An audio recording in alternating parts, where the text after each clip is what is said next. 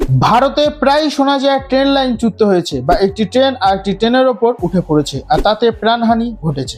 কিন্তু জাপান একেবারে আলাদা। পৃথিবীর অন্যতম ভূমিকম্প প্রবণ দেশ হওয়া সত্ত্বেও জাপানের ট্রেন দুর্ঘটনা প্রায় নেই বললেই চলে। এমনকি প্রবল ভূমিকম্পেও সেখানকার ট্রেন উল্টে যায় না। কেন এমন হয়? তফাৎ কোথায়? জাপানের ট্রেনে যাত্রা করা মানেই নিরাপদ, আরামদায়ক, সময় মতো এবং পরিষ্কার পরিচ্ছন্ন যাত্রা। বিশ্বের দ্রুততম ট্রেনগুলো এই দেশেই চলে। তবুও ট্রেনের মুখোমুখি সংঘর্ষ বা বড় দুর্ঘটনা প্রায় শূন্যর কোটায়। 2015 সালের শেষবার সেখানে একটি ট্রেন সংঘর্ষের ঘটনা ঘটেছিল। সেটাই ছিল সেই বছরের একমাত্র ঘটনা।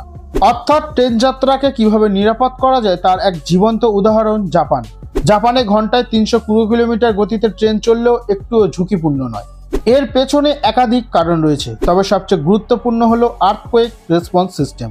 জাপানের রেলপথ জুড়ে বসানো আছে আধুনিক সিসমোগ্রাফ। ভূমিকম্পের তরঙ্গ বুঝেই এই যন্ত্রগুলি জানিয়ে দেয় ভূমিকম্পনের কেন্দ্র কোথায় এবং কতটা শক্তিশালী হতে পারে। সেই অনুযায়ী অটোমেটেড সিস্টেম ট্রেনের বিদ্যুৎ সংযোগ কেটে দেয়।